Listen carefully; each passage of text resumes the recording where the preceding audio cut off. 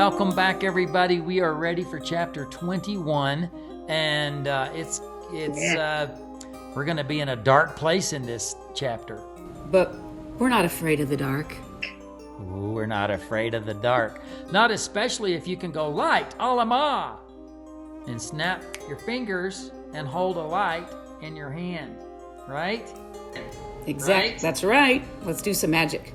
Yeah, let's do some magic. Let's get into a dark place, and we'll be right back. Chapter 21. Many Illyrians fasted on Saturn's day, but Beatrice was not one of them. Her breakfast sat untouched because she was too excited to eat. She paced the floor and watched the clock, and she kept looking out the window. The previous morning, Friday, Beatrice had put on an uncharacteristic display of contrition and holy reverence. She told Una that she was going to make some changes in her life and intended to spend more time reading the Book of Satins. If I'm more supportive of the Book of Satins, the spirits will show me kindness. From now on, I will be an open vessel, ready and waiting for their divine intervention.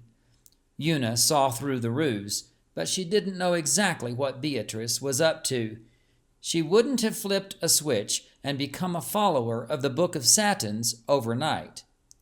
I'll need you to attend Satinary tomorrow, she told Una. Una looked at her with questioning eyes.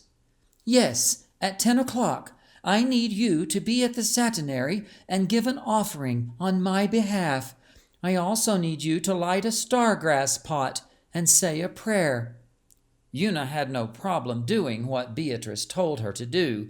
She made lists of things she was told to do, and she did them whether she wanted to or not. Una had the feeling that she was being used for some purpose, but she couldn't figure out what it was. She suspected it had something to do with Calixta. The queen's demeanor had improved significantly after Una had returned from delivering the note. That night, Beatrice couldn't sleep. Her mind raced like a rabbit, while the hours flowed like sludge. She wondered how Calixta might have changed. She tried to imagine her hair, her weight, and what she would be wearing. In her mind, she played out multiple scenarios of how she would react when she saw her. She auditioned various phrases, trying to decide what she should say first. Finally, the glow of dawn appeared. Beatrice got out of bed and went about her usual routine. Alfred got dressed and said he would stop to see Corvus for a warm truffle and tea before heading off to an all-day snippets tournament. Una entered Beatrice's room and sat the breakfast on a side table. I want you to tell me all about the satin service when you return, urged Beatrice. And here's some croats. Please put them in the charity basket for me. As you wish, Your Highness. Una took the envelope and left the room. And don't forget the stargrass pot, Beatrice called down the hall. Una turned around and slightly bowed. Yes, Your Grace. From her window, Beatrice saw Una join Jameson on the Motorby and watched as they went out the gate and down St. Murphy Boulevard. Everyone had left. She was finally free to sneak away without anyone knowing. She put on her cloak and quietly left. Beatrice entered the tunnel and was greeted with a rush of dank, cool air. She reached for the switch and flipped it, but the lights didn't come on. She jiggled the switch several times, but nothing happened. It didn't deter her in the least. She held out her hand and said, Light, alama! After a sudden burst, a soft ball of light glowed in her hand. She didn't want to carry it, so she sat it on her shoulder. The tunnel wound its way under the streets of Anza. Memories came rushing back that had long been tucked away in the recesses of her mind. The recollections rolled through her head as if she were replaying her childhood on a cinereel. Once, when Beatrice and Calixta were still in their primaries, they decided to venture into the tunnel on their own. They had been strictly forbidden to use the tunnel without being accompanied by an adult. They had wanted to share a forever secret, and the tunnel figured into their plans. It had taken weeks of plotting and scheming to settle on the idea of carving their initials into stone, because that was something that would last forever. They made 3 rules for their secret. First, it had to be done in a scary place that required them to be courageous. Next, there had to be the risk of being caught. And finally, the initials had to be carved where they could never be discovered. Everyone knew that if a secret was ever revealed, it was no longer a secret. A dark corner in one of the tunnel's alcoves met all the criteria. Beatrice looked at her palm and touched the scar. It had happened in this tunnel, the night they disobeyed the rules, the night they snuck away for the secret. "It's really dark in there," said Beatrice, peering into the opening. "I know, but we can't turn on the lights," whispered Calixta. "There might be someone guarding the other end." "So what do we do?" asked Beatrice. "We make our own lights. We know how. Light a la ma," she exclaimed. A glowing orb appeared in her hand. "Now you do it," coaxed Calixta. Beatrice gave the command and created her light. They slowly began moving through the tunnel. Beatrice heard a small splash. She had stepped in a shallow puddle that soaked her shoe. "Damn!" Beatrice cursed. She had uttered a word that was just as forbidden as the tunnel she was in. "Now I have a squishy shoe," she complained. The tunnel leaked in a few places, which created small puddles. They seeped to a drainage trough that ran along one side of the wall. The drips plinked when they hit the floor. Their long, lingering reverberations hung in the air. Occasionally, they would hear unexpected creaks that made the place even more frightening. "I don't like it here.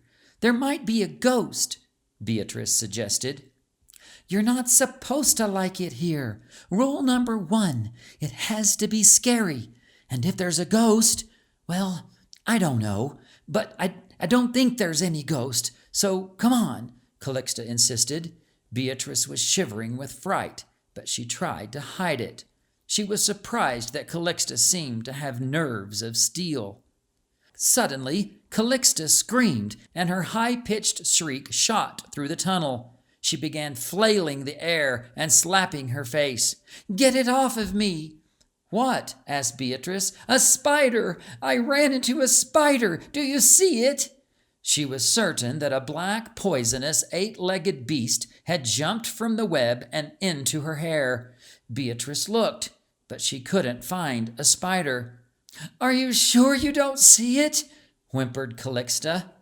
Beatrice looked again, but didn't see anything. The spider web had destroyed Calixta's fortitude. She fought back tears and took a few deep breaths, which helped her regain her composure. Her light had vanished when she began flailing, so she had to make another one. "Do you want to go on?" asked Beatrice. "We have to," said Calixta. The girls proceeded with caution and managed to avoid any subsequent puddles and spider webs. They had now gone far enough that it would be impossible to escape from a ghost or a monster should one appear. They still had the risk of being caught by a guard, or even worse, their fathers. The tunnel had been secretly built long ago to give the royal family an escape route should one be required. It connected the castle complex to St. Tyndall's Satinary, which was located a short distance away. Only the royal family, the secret guards, and the priest who served at the Satinary knew that St. Tyndall housed the secret exit from the tunnel. The tunnel could serve in other ways too. It could provide sanctuary and protection. The masons had lined the walls of the entire tunnel with large quarried stones. Numerous alcoves could store food or weapons, and if necessary, could be used as sleeping areas. A well had been dug so that fresh water would be available in the case the tunnel was used as a shelter for any length of time. The girls arrived at the alcove that surrounded the well.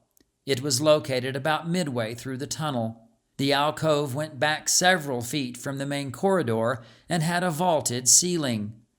They had chosen this particular alcove because the well would always be a landmark to help them remember where they had put their initials. The well had a pipe coming out of the ground with a hand pump and a spout. The spout emptied into a round, shallow basin in the shape of a bowl that had been carved from a large piece of granite. It sat on the ground in the center of the alcove and was about 4 feet across. "This is it," said Calixta. "I think that we should carve them on one of the stones on the back wall, but down low, so nobody will ever see it." Beatrice agreed. Calixta walked forward, pointed to a stone, and suggested they use it as their target. Beatrice liked her choice, and they both stepped back, pulling out their wands.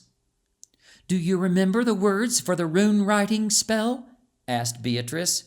"Of course I do. We just had it as one of our final exams." "Just our first and last initials, right?" asked Beatrice. "Yes," said Calixta. They pointed their wands at the stone and said the words simultaneously. "Flaming fingers, fire alone, carving runes into this stone, chisel hard and cut them deep, there they will forever keep." They never knew which one of them got the last line wrong, but the mistake caused the spell to go horribly wrong. Their wands shot the fiery arcs into the stone, but instead of carving their initials, the stone exploded with such a force that it pushed both of them back several feet, extinguishing their lights. In the blackness, they scrambled to get out of the alcove. Beatrice tried to get up, but slipped in a puddle and fell. She instinctively tried to catch her fall, and her hand hit the sharp edge of a rock, which peeled back part of her fleshy palm. "Ouch!" cried Beatrice, groaning in pain. "What happened?" asked Calixta. "It's my hand," said Beatrice. "I've cut my hand." Calixta quickly created another light. She saw Beatrice's hand and knew that it required immediate attention.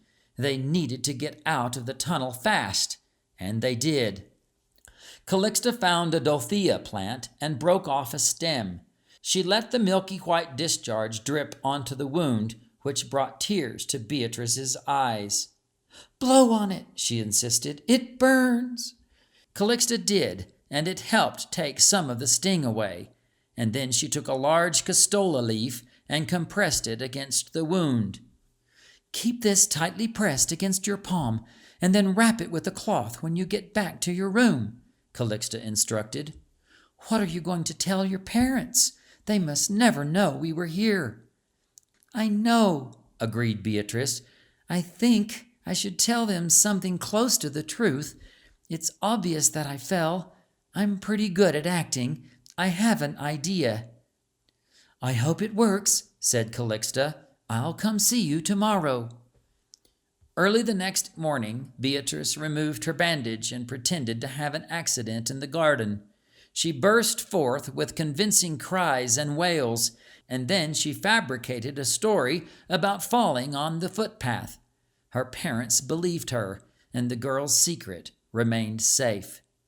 27 years had passed since the incident in the tunnel, and for 27 years, the scar never let her forget.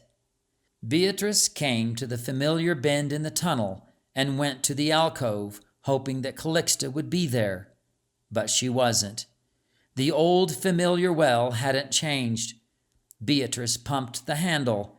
She caught a handful of fresh water and took a drink. In the back of the alcove, she found the jagged, moss-covered hole where the stone had exploded. She smiled. They had indeed shared a secret that was carved in stone, that just hadn't turned out as planned. Beatrice sat on the edge of the basin next to the well and waited. Her mind drifted to some of the darker things that had transpired over the years. "If I were Calixta, I probably wouldn't come either," she thought.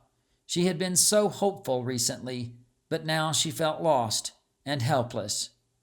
A gust of cold wind pushed past her, which took her by surprise.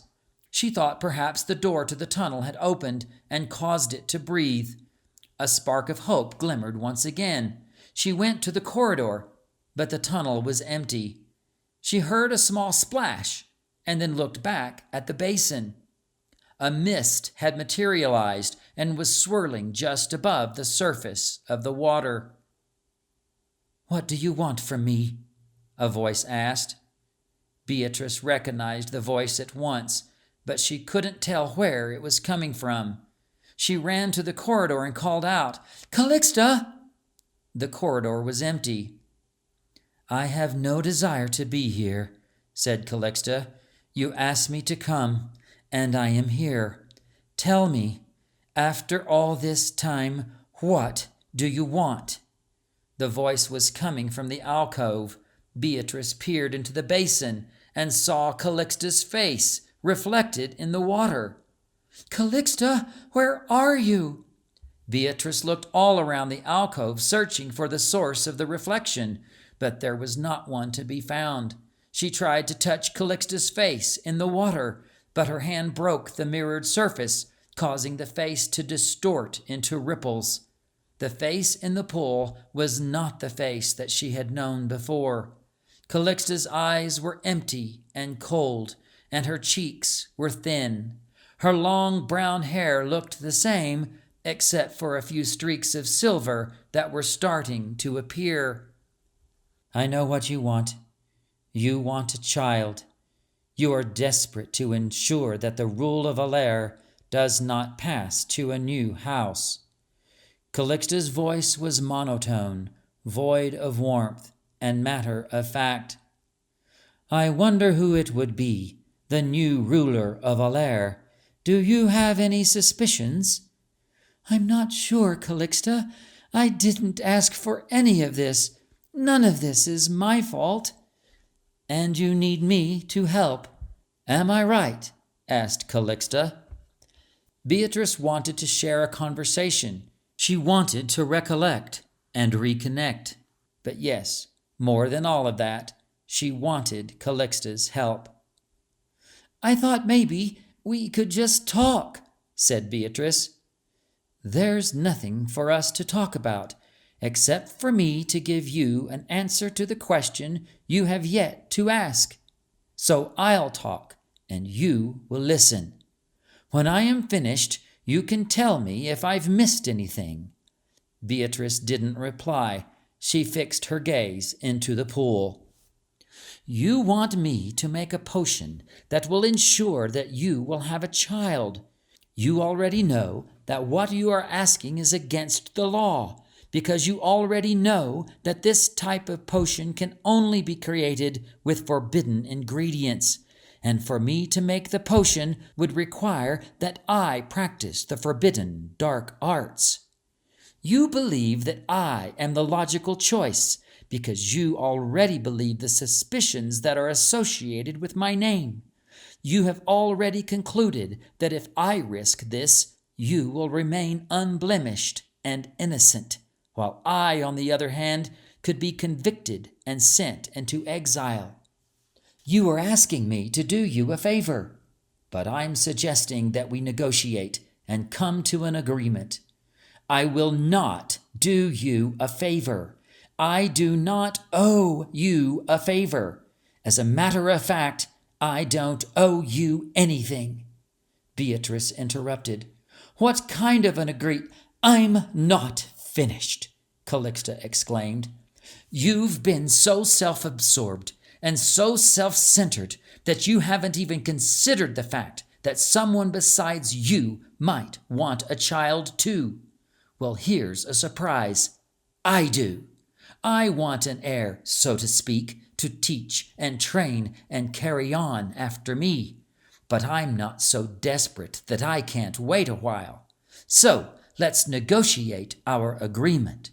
I'm sorry for using the word negotiate, because in reality, I'm giving you an ultimatum. There's no wiggle room. There's no room for negotiation. I will make your potion, and you will have a daughter. She will be the delight of your life. She will have the most lovely and envious ginger hair. I will add strawberry seeds to ensure that her face will be adorned with the most adorable freckles. She will be the most beautiful and most beloved princess Allaire has ever known. She has been your dream, your obsession, and I will make your dream come true. But now, my dear bee, I must tell you that this favor, the favor that I don't owe you, comes with a price. You will pay me by promising to give me your first grandchild. Your sweet, precious princess gets to have no say in the matter. If you want a child, you will give me a child. That, Your Highness, will be our arrangement, and you will promise it in blood. Beatrice's heart raced. She struggled to catch her breath. The mist vanished, and the pool turned black. Calixta was gone. The sounds in the tunnel seemed to have been sucked into a vacuum. The air froze around her. Suddenly, her orb vanished, plunging her into darkness. Did I miss anything? It was Calixta. Beatrice jumped with fright and nearly fell over. She was too overwhelmed to answer. There was a bright flash, and then a glowing light appeared. It was coming from an orb that was levitating over the outstretched hand of a beautiful woman. Her face was warm and radiant. Her hair was streaked with silver strands that fell down over her shoulders. Beatrice began to weep. Calixta went to her and handed her the light. My raven will come to your window next Satin's Day. Give him your answer. But do not ever send for me again unless you intend to swear an oath in blood. Well, now we have Beatrice and Calixta face to face in a tunnel. Oh my gosh. Yep. And basically Calixta has just told Beatrice The what for? how the cow ate the cabbage. That's exactly right. I love that they have a history in this tunnel, and it comes back to this tunnel to continue their lives. This tunnel seems to have a pivotal point for them. It's going to roll from here, but we're doing our best to kind of keep the cloak on the story and to keep the reader predicting and projecting where it's going. And hopefully at this stage, you're starting to figure that out. That'd be good, if you think you know. This is the third story in the book. The first story was Lizzy at home with her family. The second, and even Lizzy leaving to go into Allaire, but we don't get Lizzy into Allaire until we've met Cedric and Gethric in that entire story.